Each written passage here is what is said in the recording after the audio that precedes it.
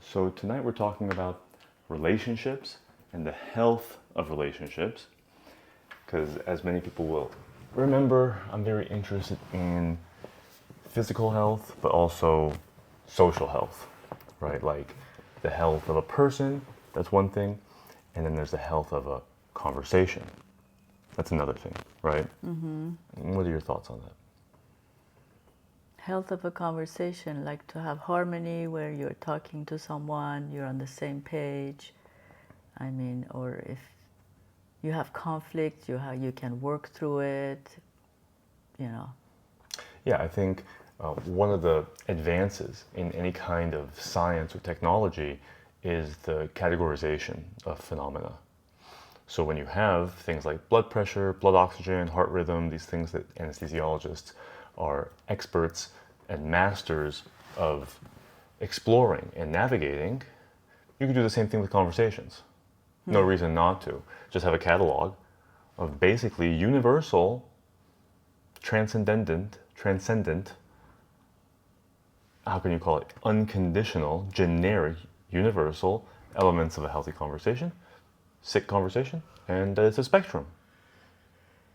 Energy, how energized or how energetic a person is part of their vital signs. We don't really measure it that way, but how you feel in your life matters, Of course, right? yeah. And how a conversation feels matters. Yeah. Conversation, listening, not listening, actively, not preparing to say what you want to say while they're talking. You want to really listen, right? Correct. That's a big part of it. Keep thinking. Tell me some more. Yeah, because a lot of times we are thinking about what to say next and we miss really what the point of the other person is. Yeah. So the way I think of what you're describing is availability. When you're planning your next sentence, you're not available. Exactly. Actually, you're not holding space. So that's a big theme. The ability or willingness or actual practice of each person in the conversation, what's their ratio or likelihood or capacity for listening without planning their attack on, their follow-up to, right? There's a kind of brainwashing or conditioning or socialization that we all have experienced in the West in particular, actually, which is that conversations are confrontational. We've been trained to use logic, counterexamples, and the whole attitude of aggression and hostility to show how the other person's wrong. Yeah. Or show them how what I have to say is more interesting. Yeah. Yeah. Superior. Right, so we're competitive. So how competitive a conversation is, that could be one metric for how healthy it is. It might not be the healthiest, but it might not be the sickest either. Right.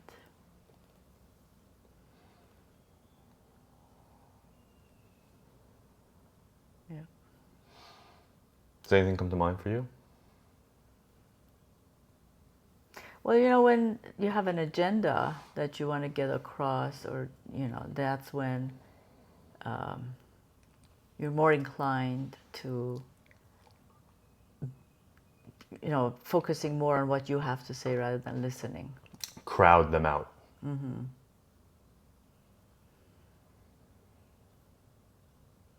Yeah. We can call that a closed position. Contrasted to an open position. Right, you have a point, you have a focus, you have an agenda. You want to get that going, Right. no matter what. Yeah, and if both people are doing that, then you're getting nowhere. So for it to go somewhere, one person has to give and allow themselves to be crowded out. And then what? Depends on how long you can tolerate that. Some people do it for their whole life. Right? So this conversation, what we're intending to do is to just give this phenomenon a kind of legitimacy as something that happens in the world, in relationships, in conversation, right? So it's the vital signs of a person, of a body, okay? But then we have the vital signs of their money, vital signs of their blah, blah, blah, blah. And, but conversation is a very good place to start. If you want to inspect the quality of a person's life, you can look at the quality of their conversations. That's a very big, Interesting. right? It's a very, because it's their relationships. Quality, the relationships and conversations are, they just make each other, Absolutely. right? They are Yeah. essentially the same thing. So you can, conversations feels a little bit more manageable. Relationships is this like huge thing, but that's what it comes down to. That's true. Yeah. So if you want a pathway into transforming relationships, start with transforming conversations. But then if you let yourself get crowded, Okay. then what happens to your point of view, your... Well, you keep it, you still have it, but it just never gets developed. It never gets seen by the light of day. You feel unseen, unheard, blah, blah, blah. And many people feel that way. The whole world right now is in a kind of expressive state. People are like hyper expressive on Facebook and Instagram. And so there's not a lot of practice, except, you know, in podcasts and stuff there is. I mean, there's like all these undercurrents of health, even when the world's on fire. There are phenomena like this, like what we're doing right now, which is a luxury, where we're taking some space, we're making sure that we feel good, that the intention for the people watching this is that they feel good while they watch this, right? That's the intention. We want to provide value to each other and to people watching by demonstrating really a admirable conversation. This is not scripted. Not at all. Right. We wish it was a little bit, but I think people are going to really appreciate the energy as the conversation builds. Yeah. So you said, what happens to your point Yeah. if you tell me? I mean, then you feel like, I don't know, almost like a doormat for Excellent. the other person to just take over. But I don't think that's sustainable. Right. Well, we could take a lot. We're human. Humans can endure a great deal by nature. That's our superpower. But is that the right thing to do? Right. It's when it's compulsive, then it's a low level of consciousness driving the tolerance and the endurance. So what we're doing is shining a light of consciousness on all that we endure, so that enduring it can be either done or not done according to our plan of life. So consider, for instance, what it would take then to not have your point crowded out. Consider, can you repeat that? What it would take then to not have your point crowded out. What it would take to not be a doormat in the situations that come to mind when you feel like your perspective is being crowded out by more competitive, more aggressive personalities. What it would take is to, at some point in the conversation,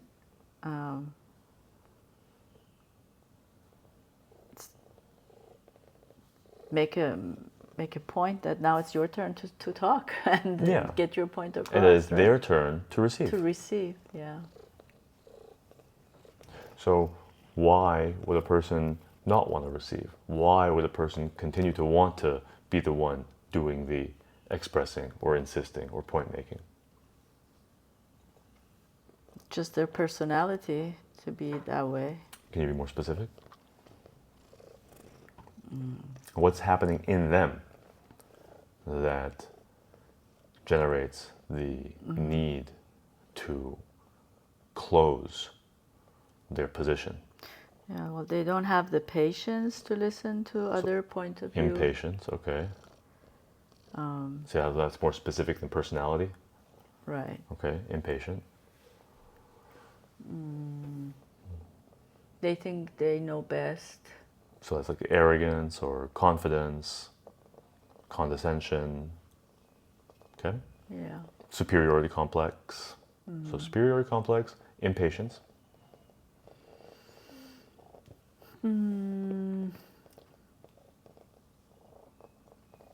Fear Fear. of what they might hear if they hold space. Yeah. You think? Interesting. Could be. Yeah. There's a word I've been fixated on recently, which is the combination of anger, sadness, and fear. Oh, what's that? Insecurity. And impatience, to me, is really kind of it's really mostly anger, right? Impatience, irritation, annoyance, upset. That's really kind of like anger. It's not fear exactly. That's not sadness, really. It's kind of like anger and arrogance too. That's kind of like anger. See what I'm saying? So everything you said was kind of like the angry version of insecurity as your first explanation for why other people are most likely to be. And when you say you're a doormat, for instance, no, they're the aggressor walking all over you. So that's them in the alpha position and you in the beta position. But there is a kind of beta position to them being so insistent on expressing themselves. You see, they could be scared of you taking the alpha position and what you'll say to them if you make your point.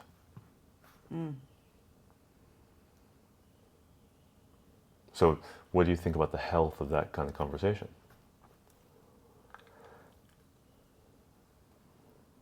So it's not that healthy It has room to grow. to begin with. Yeah. But how do we make it healthy? How about the conversation like this? Do you think a conversation like this would help frame those conversations in such a way that we become sensitized as a group, as a community, as a family to the health of a conversation? So it's nothing personal? So that it's co-created? So that people take shared responsibility for the health of a conversation or a relationship?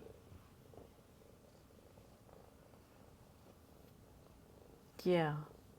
To begin with, everybody thinks they're doing the right thing. That's right, and Nothing it's someone is else's wrong. fault. It's also insecurity, right? This is so you see the central theme that arises is everyone wants to blame everyone else.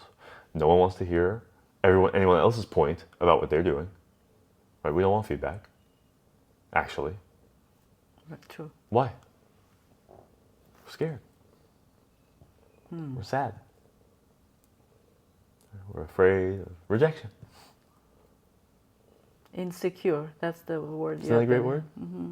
Because it shows up as anger, it shows up as fear, and it shows up as sadness. All three of those are relatively insecure positions. But from lowest security to most is sadness, fear, anger. Anger is the safest position of those three for the person. It's also the most organized. It has an agenda. Right? Fear has kind of an agenda. Sadness doesn't really have an agenda.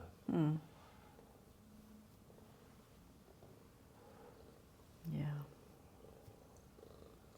So we're looking at the health of a conversation, and I don't know. Are you feeling hopeless? Are you feeling excited?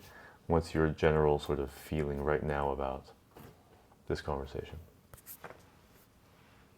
and its ability to affect the health of other conversations? Yeah, well, I like the idea of shining light of awareness on the concept, and it's like less personal. It's not like blaming Yeah. anyone. It's just It's scientific. You know what stamina stands for? stamina. Success through admiration, mutually inspired, non-accusatory. Right. So that would be a healthier relationship and conversation, right? A clean stamina conversation or a clean stamina relationship would be one in which people are not accusing each other, right? Are admiring of each other, mutually inspired, mutually admiring of each other. Does that sound good? Yeah, absolutely. Worth working for? Absolutely, yeah. So, what else?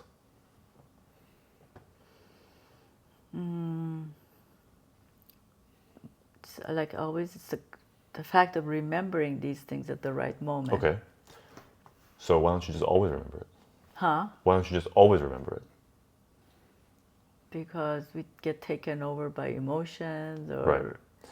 So the emotions can be the thing that you're always paying attention to.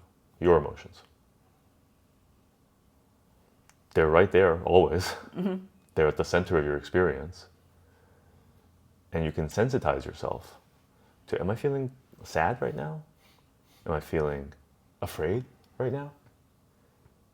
Am I feeling angry right now? Am I feeling peaceful right now? Am I feeling blissful in love? Yeah, we rarely pay attention to that. We just, go Take it for granted. Go through the day without paying attention. Yeah. And take it for granted. And act like scavengers of reality who are not able to actually affect or contribute to reality. We're just taking whatever's given to us. In this case, emotionally. Whatever emotion we happen to be in. And it's a very romantic sense that that's better to just take whatever's given to you than to actually try to turn the dials.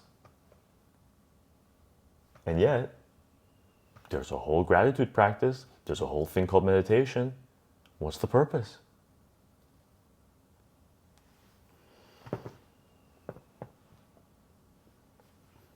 It's to see these things, And then, is to turn the dials.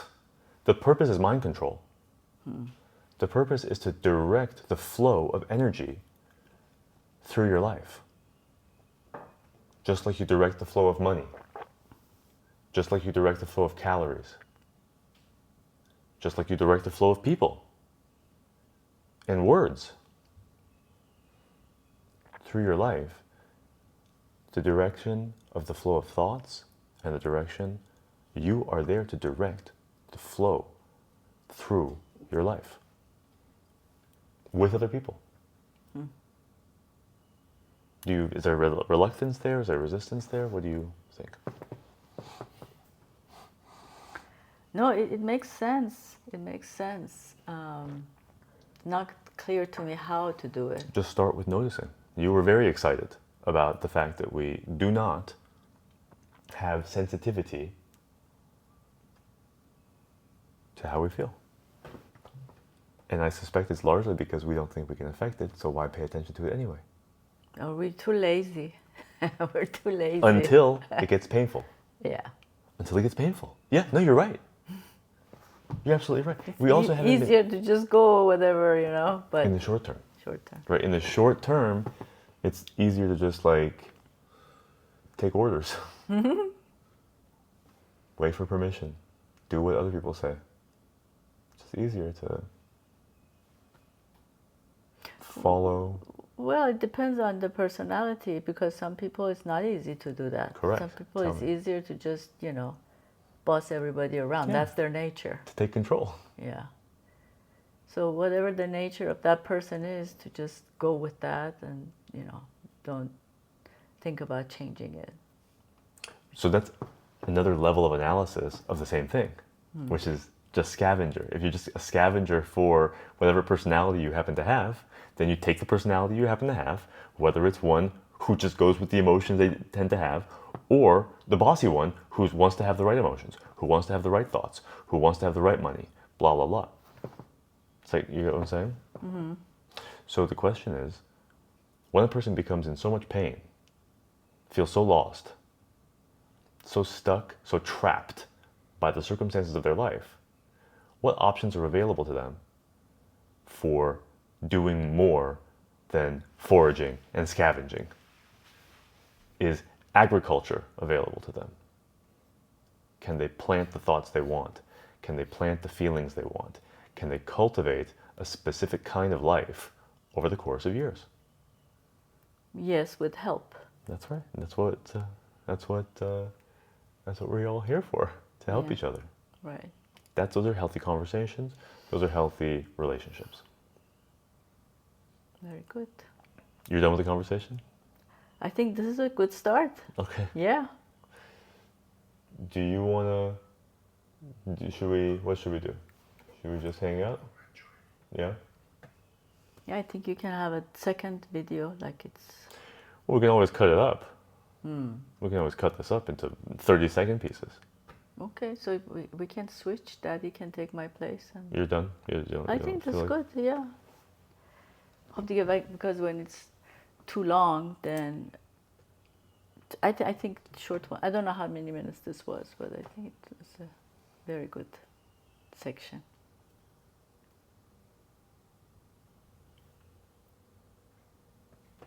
You want to come here?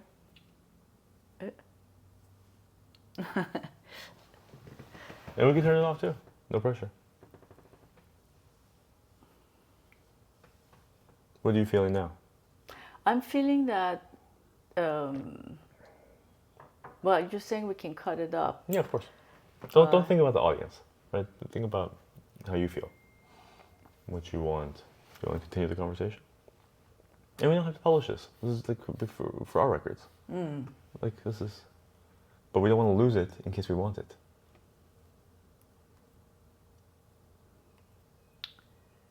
Yeah.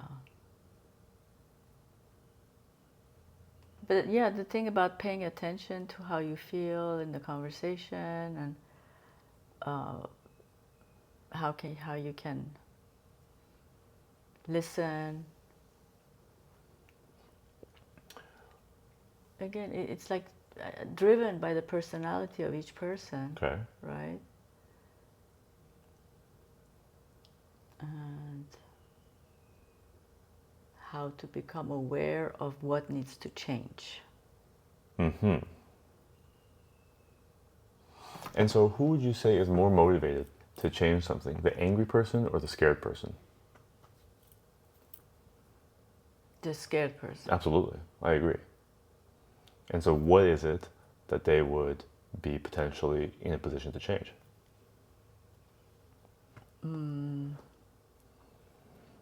Like be more assertive in the conversation. And what would that achieve? Be able to get their point across as well.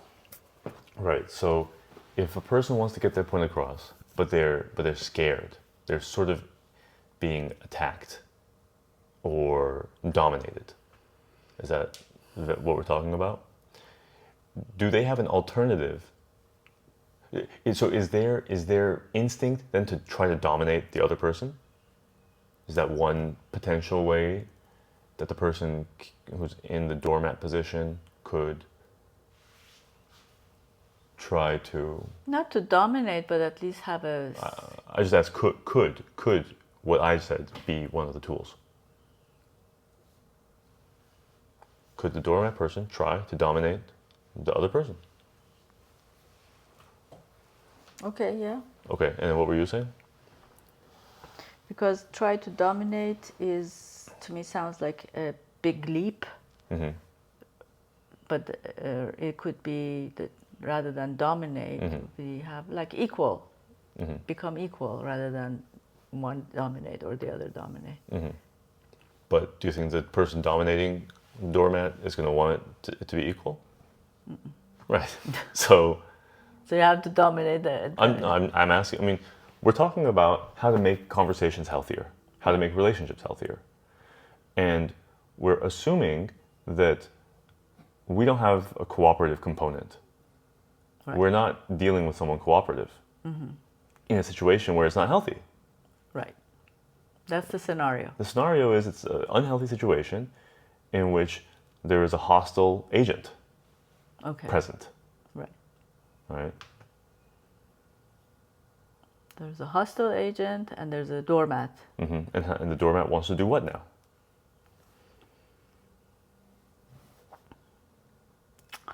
Get the attention of the dominant one. Yeah, get their attention. That's a good phrase.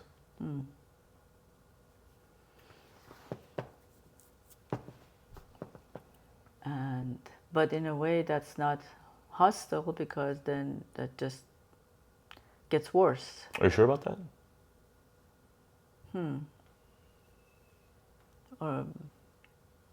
That was my first thought, but you're putting it out there. And what? Putting a doubt in there. Putting it out in there. That's good. Yeah. Doubt is good because that's how we move forward. Doubt of the current convictions that we hold opens the door for new possibilities, new beliefs. Right? And beliefs are what drive conversations. Absolutely, yeah. And conversations are what drive relationships. So we are talking about identity. And that it can boil down to simple changes in certain responses during certain specific junctures in life.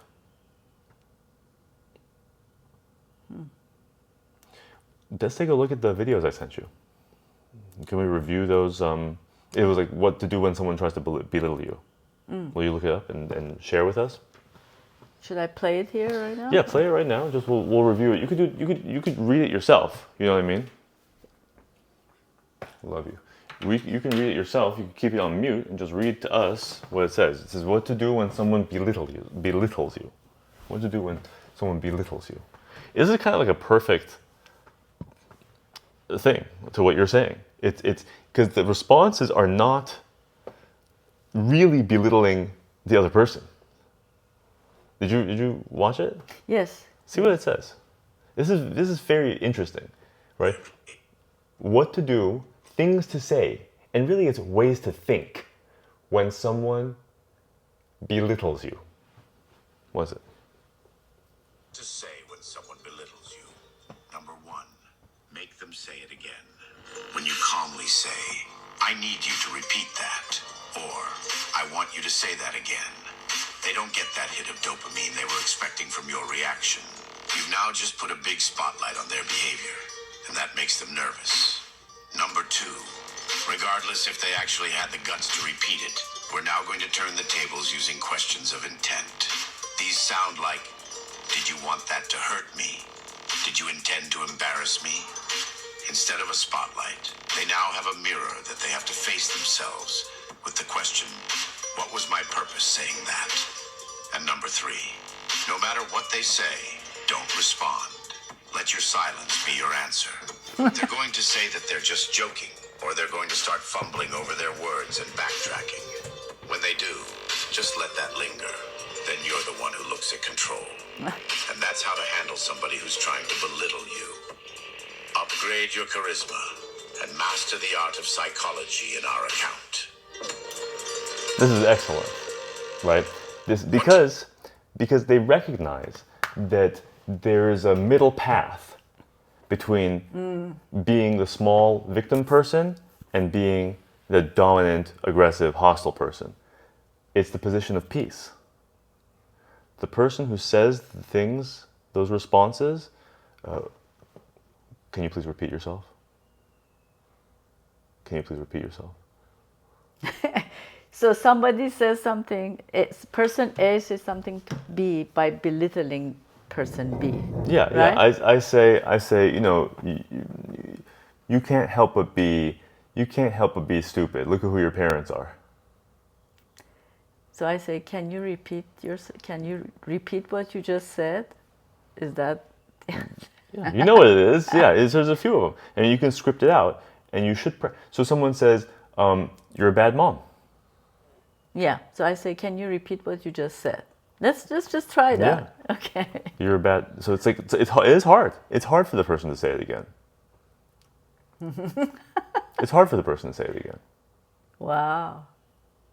Already, he made a segue in.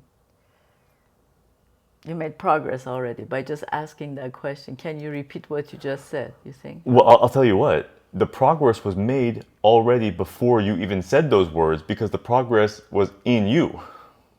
The progress is in the person who is getting belittled. Once they see that video and once they're ready to not be affected by the belittling, the change has already been made. Then it just manifests next time that episode arises. And you can see how well it's manifest. Because you could say, okay, now I got this. I got the Instagram video, I talked with Kaveh, now it's going to be great. But you might still fold. But now when you fold, you're going to notice it. Because a new standard was set. Because what we're talking about is growing distasteful of a certain status quo that we've tolerated for a long time, which is in the form of some kind of unhealthy dynamic in a relationship or conversation. And the script is the tool to Correct. you. You have to have the tool. That's absolutely right. And in fact, the thing is, some people say, I don't like using a script or whatever. You're already using a script. It's just embodied. Now it's subconscious. It's become an unconscious competence, right? So the transition from unconscious incompetence to conscious incompetence to conscious competence to unconscious competence has already been done for the tactic of becoming a smaller person in order to avoid someone's hostility. That's a script that the doormat has very nicely in muscle memory. So now you're just learning a new script. So, I mean, the doormat, this whole thing is the unconscious incompetence. I don't think they're at the fourth level. They're at the level of unconscious incompetence. Remember, this thing keeps spiraling. So those 4 levels, there's another 4, then another 4, another 4. It definitely is an unconscious incompetence to intimidate oneself, to become timid, to be timid, to respond with timidity right. in the face of hostility or aggression. That's a learned skill. But that hostility and aggression from the other person is also a learned skill. And this idea that we can't change is really baked into everyone. And so when one person changes, everyone else is somewhat forced to change. Because the one person changing changes the whole dynamic because every dynamic is co-created. It's so true. Yeah. Because usually everybody says, if that other person changes, then everything will be fine. But you're saying by changing ourselves, the dynamic changes, the other person changes.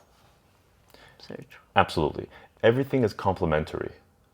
The alpha needs a beta. When you take the beta away from the alpha, all you have left is sigmas. But they're not used to that. They'll want to keep being the alpha. Then they'll actually flip to being the beta.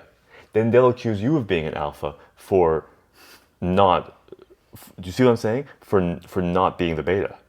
Then they'll flip to the beta, accuse you of being the alpha, by just being unattuned or insensitive. What's sigma? So it's phi, beta, alpha, sigma, omega. From the heart of glass to the heart of paper, to the heart of fire, to the heart of stone, to the heart of gold. So sigma is heart of stone or ice. And it's insensitive. So that's why it's going to get accusations of being insensitive or unattuned, or like someone called me online too impartial. They would call it like a spiritual bypass. They would say you're being too impartial. You need to be more invested in this conflict in the world, for instance, right? Because I would take a stoic position because I have the luxury of not getting involved. So I take a stoic sigma position. I don't take an alpha, beta, or phi position. I don't take the angry, sad, or scared position. I take the peaceful position. The peaceful position. These are peaceful positions that are being scripted.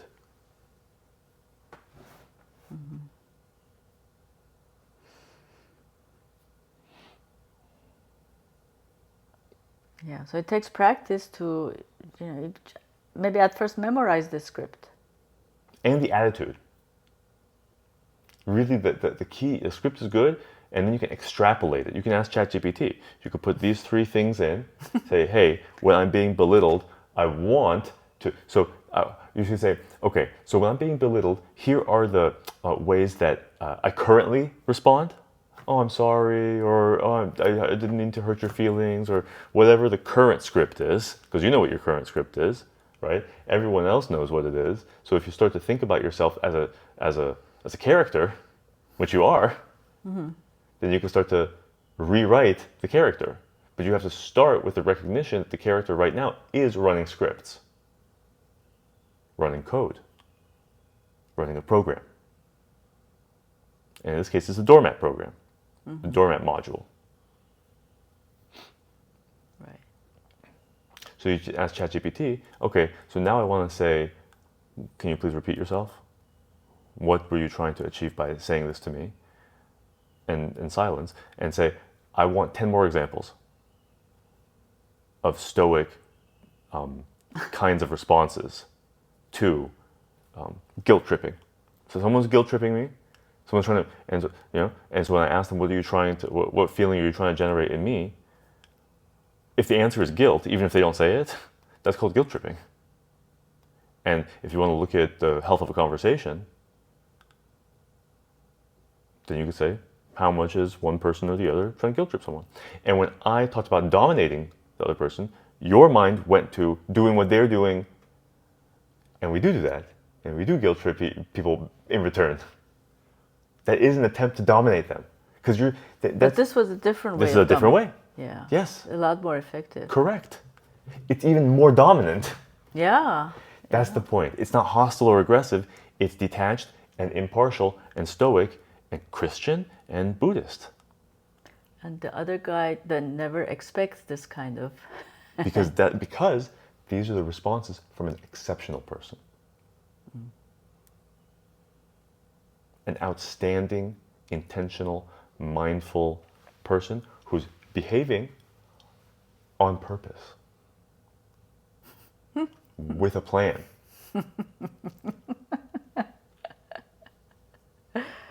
This is the meaning, dear, of intentional and mindful. Not just sitting around in meditation, whatever. Listen to the Alan Watts. Listen to the Ram Dass. They're talking about controlling your mind and not giving control to other people.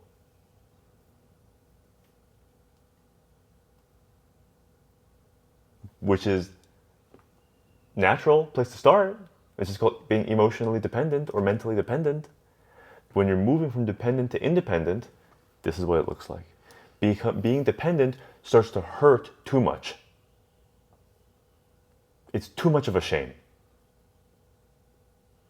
to stay angry, sad, or scared, which are the 3 insecure and dependent positions. You have to become, you feel, if you're moved by this message, which obviously you are, you're moved to become independent. And these are the scripts to practice in the school of life. Yeah, for me it just helps to kind of hear that we're talking about emotionally independent. Yeah, exactly. Then it really puts it in the context for me. I love it. And emotionally healthier. And emotionally healed. Heart of stone. Yeah. Untouchable. Where the fear, the sadness, and the anger are not gone, they're integrated.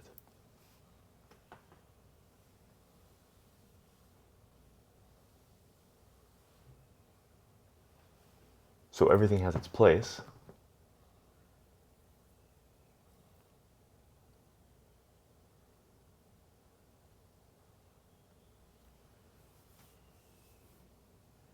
They're integrated. What does that mean? So it means that like letters are integrated into a word and transcended, so the word now has more meaning than the individual letters did by themselves, and the word they get swallowed by a sentence, and the sentence has more meaning than the individual words did. Okay. in each case, that level of the letter, the level of the word, was swallowed up or integrated and transcended by the next big thing. Okay. And in this case, sadness is the smallest thing, the broken heart. It gets integrated or held together by fear. And that's relatively unstable. That gets integrated by anger. And that's relatively unstable. That gets integrated by peace, and that gets integrated by love. So when these things fall into place, then it's okay that you get angry. You get angry when you're supposed to, for as long as you're supposed to. It's okay that you get sad. You get sad when you're supposed to, for as long as you're supposed to. Not these, and you get guilty when you're supposed to, and for as long as you're supposed to. Not these like random, metastatic, totally bizarre monsters and demons of guilt, sadness, anger, just bubbling up all over the place. Hypersensitivity is a kind of lack of integrity, where you don't have control over your thoughts and feelings. So what does it look like to have control over thoughts and feelings? Like you say, okay, now I'm sad, I want to move to fear, now I want to move to anger. Is that, I mean, how does that work? Because... Yeah. Well, first of all, because what? Please. Yeah, because like feelings are what they are, and like what I've heard and accept is that, you know, you need to honor them, work through them, sit with them. Right. Not necessarily act on them, but, Right. you know, honor your feelings. Yeah. But then this progression of integration is not clear to me how it can happen. But it's not obvious that it's mutually exclusive from honoring. Is that right? It's not obvious that this integration of feelings is mutually exclusive of honoring feelings. That you could do both. You could honor your feelings and integrate them. To integrate, I guess, feels more mental, but... What do you have against the mind? Again, it's not clear to me how they can But it's worth it. But is it not worth a conversation? Is it not worth talking about? I just want to understand better how it in practicality how it can work. Yeah. So my model is that basically we all want to have more integrity. Mm-hmm. We want to become more integrated, and that is synonymous with the word healed. And that pain, either pain that we're feeling or pain that we're causing someone else, is a sign of a lack of integrity, either ours or theirs or the relationships. Integrity also implies alignment, working together, collaboration, like a social fabric, integrity, integrated. And so we're talking about integrating your feelings. Right. But you're saying the word integrate makes you think of the mind. But yes, we are trying to integrate the mind and the heart. We want them to speak each other's language, just like we want to speak each other's language. And that is necessary for integration. That the translations need to start happening between speaking mind and speaking heart, and speaking body, and speaking money, and speaking social networks, and speaking morality. These are all languages that we've been told you just have to sort of make do, not, like Dad always says, this person says one thing, this person hears something else, and they're waiting for the thing, and this is a solution to that. This is just a solution to that. It's a promise that your life could get better, that your relationships and your conversations can get better. You can make them better. You can make them better. It's a message to myself as much as it's a message to you.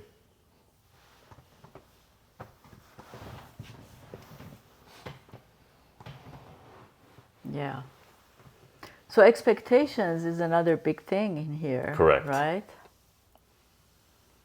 So tell me where that seems to... My own expectations, the expectations of the other person of me. Okay. How do we know what's reasonable, Excellent. what's unreasonable? How Yep. do we, because that can play a big role in. Of course. And of course, everyone thinks they're reasonable and the other person's not. Obviously. Obviously. That's so we're talking about the combination of science, success, and spirituality. Science, success, and spirituality. All three of them teach you to get over yourself. And to go for it, get over fear of rejection in time, is one aspect of what it is to get over yourself. People don't like this get over yourself. It sounds aggressive. It's like, that's just that you're bringing that to it. Get over means get over. Get under means go under. You can get over and under. You want to understand yourself. You want to overcome yourself. Then you're bigger than yourself. Then you get ahead of yourself, get behind yourself. And you do this with fear. Get over fear of rejection, get under fear of rejection, get ahead of fear of rejection, get behind fear, blah, blah, blah. Now you're bigger than the fear of rejection. It's smaller. Now you have it pinned down. And you could do that with yourself also. And that's what we're doing. That's spiritual practice. So back to expectations. If I get over myself, then I almost can say that I have no expectations. Of what? Of who? Of people around me, of people I deal with. So Is that what it means? let's be like super technical, right? You have expectations of everything. You have expectations of yourself. You have expectations of people around you. You have expectations of the past. Expectations of the future. Expectations are things that you take for granted. You expect this chair is going to be there, right? So expectations are a matter of taking things for granted. Expecting something is an entitlement. So you're entitled to certain things. Now that is a negotiated phenomenon when it comes to other people. And most people are bad at negotiating on balance. They either take the alpha position or the beta position. This is teaching us to take the sigma position. Many people take the phi position too. There's negative negative, where everyone suffers, the heart of glass. There's negative positive, where the heart of paper suffers and someone else benefits. But it's not really benefiting, it's just like bullying. It's just like the domestic abuser isn't like in heaven themselves. No. Right? And so what we're talking about is expectations and how to set them. Right.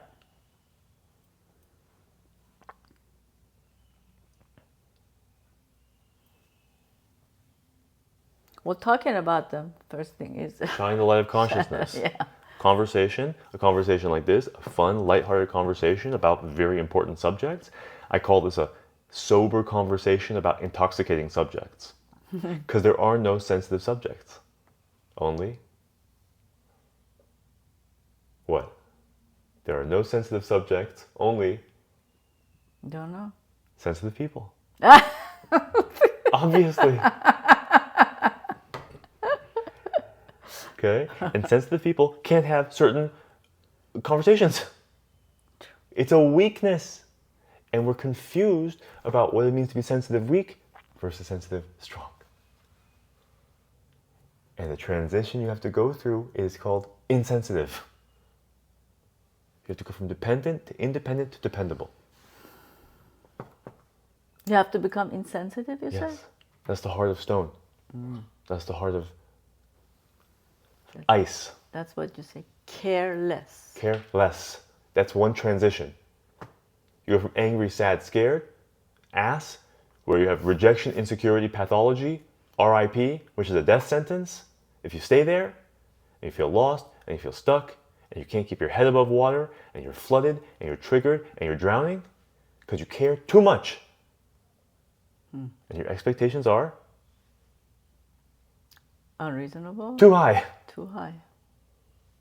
Because unreasonable could be too low also. No, your expectations are too high.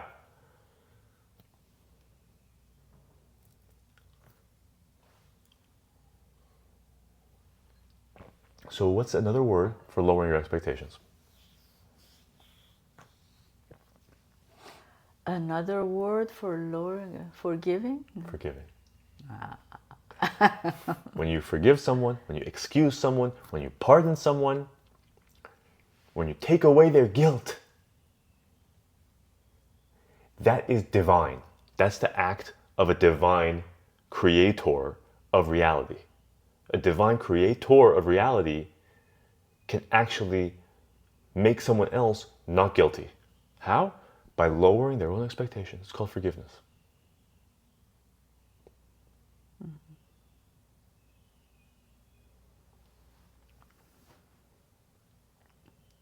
Questions? Concerns? No, sounds great. Yeah. But no, you said something earlier. you, you said something earlier. Oh, about the heart and the mind. No, mental. you said if you just lower your expectations of everyone. Then getting over yourself, is that means that you don't have any more expectations? No, that's Getting not over yourself means you can dial your expectations up and down on command. on command. And if you expect other people to do that, then just start with yourself. Well, that's raising your expectations of them again. Yeah. If you expect them to get over themselves and dial their expectations down, that's your... That doesn't work. Don't say it doesn't work. It's just you elevating your expectations of them and not forgiving them for not being able to do that. You're then holding it against them that they're not able to do that. And that's not what we want to do. I don't care. I don't know what you want to do. You want to have a healthier... I'm not, you're asking me to say things that I'm not going to say.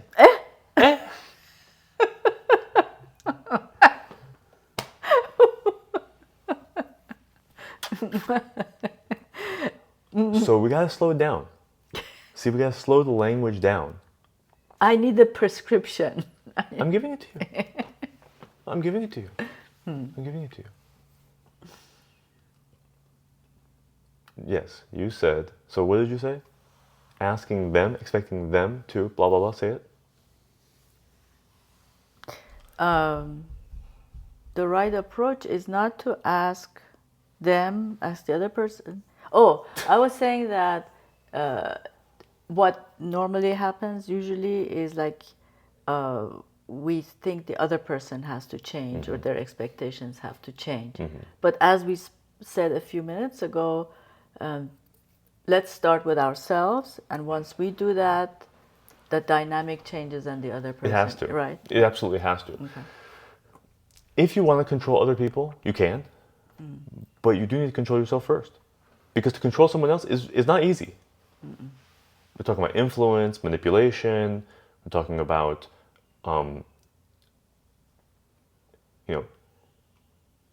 directing the flow of their thoughts and feelings. Yeah. Which is possible, totally possible.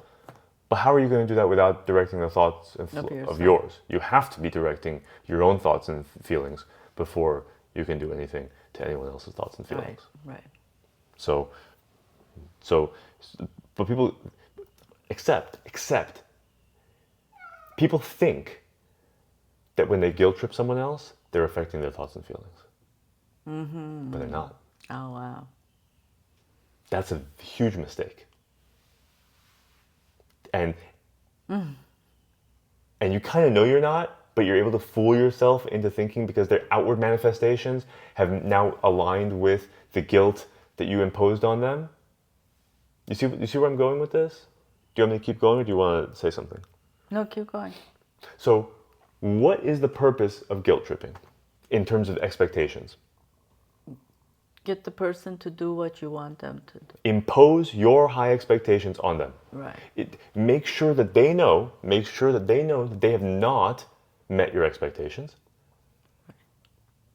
That's what a guilt trip is. Right? So the person doing the guilt tripping is thinking that they're able to affect the expectations of the person they're guilt tripping.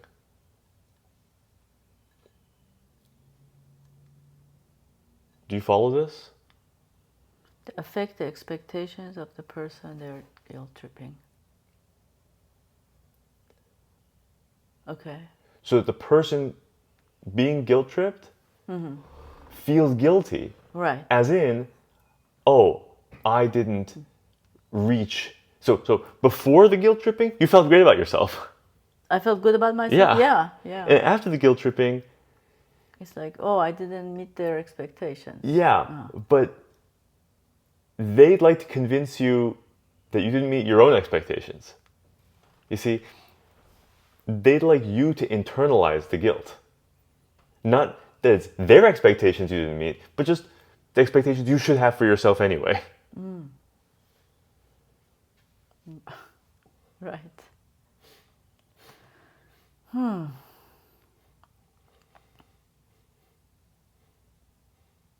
How could you not? Exactly. How could you not? Exactly. How could you not? How could you? How could you not? Right? That language, how could you and how could you not, is it's low quality. It's most of the time, right? It's essentially first of all, if it's overused, obviously it's a boy cries wolf situation, right? If it's overused, it starts losing its meaning because the person is advertising weakness. The person is advertising that they were abandoned, betrayed, and that they are essentially the victim. So advertising a victim situation, and that is often, like for me, if a doctor comes to me and is upset with me for not doing what they wanted me to do, it doesn't, and I did my job, it doesn't, I don't internalize it. I now look down on them. Does that make sense? Now I look down on them for attempting to use this low quality form of influence and persuasion. They look like a crazy person. And they don't know it. They don't know that now their reputation has suffered.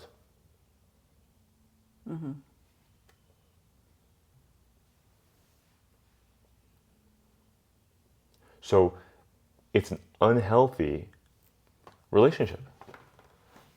It's an unhealthy conversation to whatever degree, and there's many conversations, and they're all part of the tapestry of a relationship,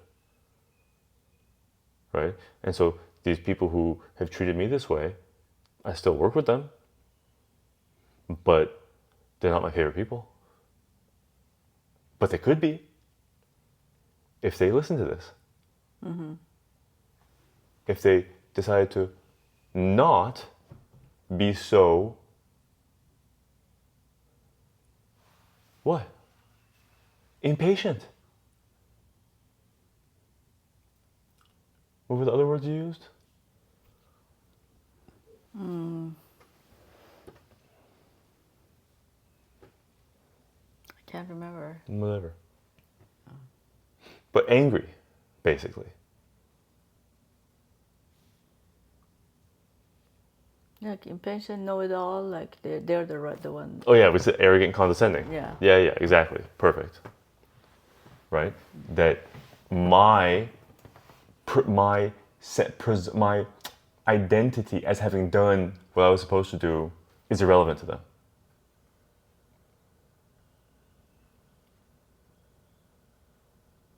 Yeah.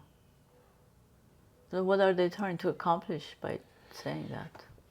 Yeah, exactly. Right. It's a very short-term win, without awareness of the long-term price they're paying. What's the short-term win? Whatever, they want to make me look bad. I mean, sometimes they just want to make someone look bad. Sometimes I want to make sure this is going. Or, like for them, No, it was me. I love you, thank you.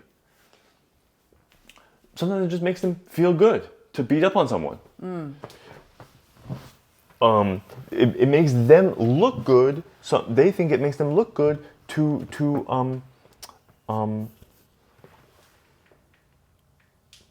to have high standards.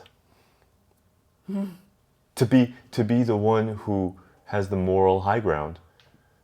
Because I would never, I would never do something like this. I wouldn't dream of, that kind of language is very gratuitous. And it's a whole, like, personality. Wow. Yeah. And so in the position of someone who's getting that, Right. I say, what are you trying to accomplish? And I know it because I know what they're trying to accomplish. And they're going to say patient care. Right? So when they have these outs, it's harder. But if they don't have an out, and it's just for them, it's much easier.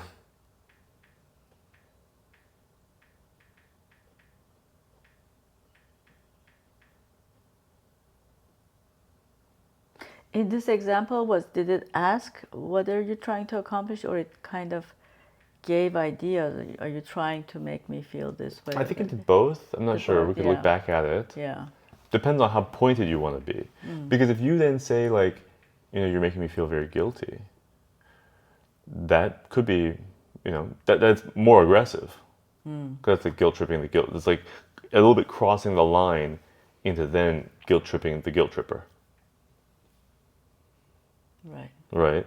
Whereas just what are you trying to Ask. accomplish shines a spotlight, gives them a mirror. They have to now look at what is my intention.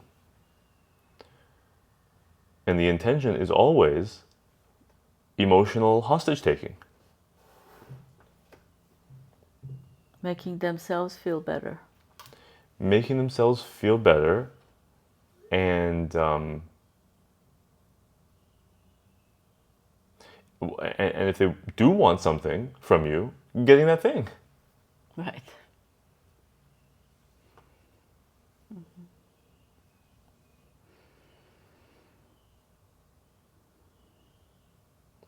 So, Sarah's not here tonight because she's working, very hard worker. And it's interesting because since Sadie was born and Sarah went back to work, just a few weeks now, I have realized how, so I would say, like, when you marry someone, they should, in part, make you feel more free. But they should also, in part, make you feel less free. Does that make sense? Does that resonate? I think it's is it more free? How do you are more free when you are now living with someone? So it's just less free for you. It's just less free. That's what you're saying? I think so. Yeah. Well, I don't think you marry. But it's like less free that you enjoy, that you want to be less free. Yeah, yeah. And in a way in a way that I'm thinking of that as a more free. Like, Okay. you have more. Your world, I don't know, something like your world gets bigger. Like, you don't have to, let's say, an easy example, you don't have to date anymore. That's so you're I was free thinking about from, that, yeah. Having you're free from a certain search. You're free from a certain stage of your past. Like, you're free, right? Yeah, okay. But, of course, you're also less free. Because now, this person, because of expectations. And obligations. Because now you have duties. Yeah. Yeah. And so I have felt a kind of, like, I miss Sarah, but also when it's just me and Sadie, there is something nice about it. Right? You see what I'm saying? Because you are always thinking, oh, how does this make me look in front of this person?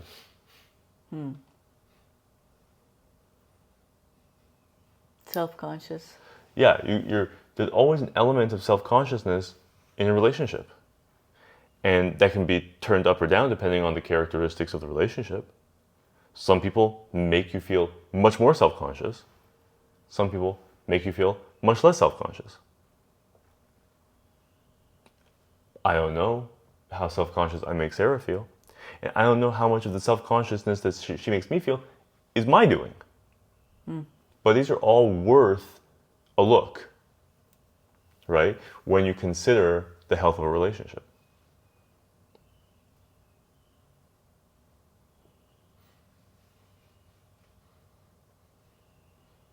Yeah. Women usually pay more attention to details. What does that mean? And that means maybe women make men more self-conscious than I love the other way that. around. That's an excellent, but I'm sure there will be people who argue both ways, Yeah. right? They call it the male gaze. The male gaze, the oppressive male gaze. Yo, Ali. It's a very popular term. It's a very popular term. And so, Male gaze. yeah. And so you have this thing, which is self-consciousness, which is really generated by a kind of disapproval, right? It's wanting Sarah's approval, it's wanting to do things that she wants me to do, it's not wanting to disappoint her, blah, blah, blah, not, right? So self-consciousness is generated by a kind of fear of judgment. So go for it is get over fear of rejection in time. Because it's going to improve your relationships when you're less afraid of rejection. Yeah. It's going to improve your life.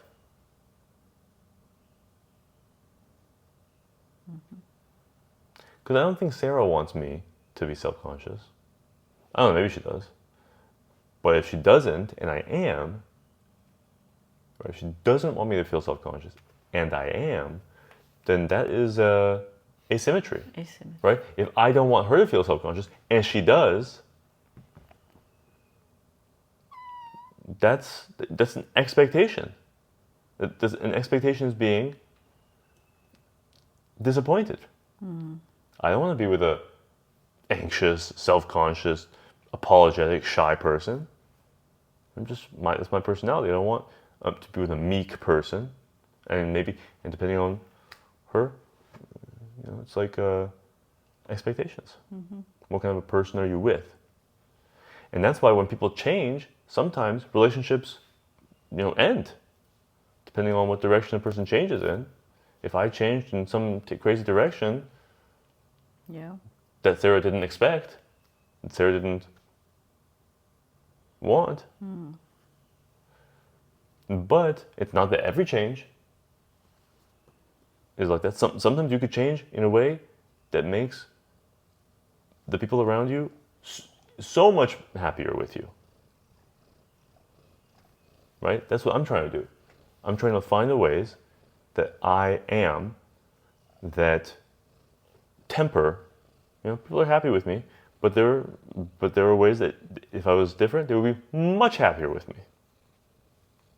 And no one would be more upset with me. Do you get what I'm saying? Yeah.